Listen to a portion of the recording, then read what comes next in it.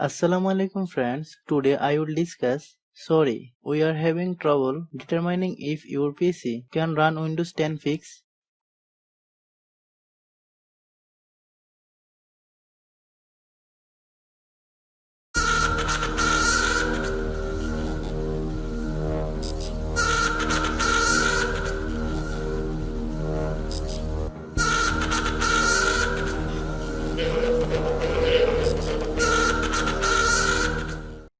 Click search,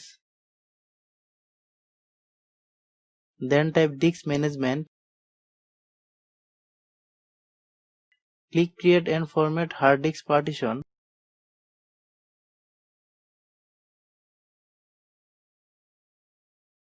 Right click on the disk partition where your Windows is, then select mark partition as active. Click yes.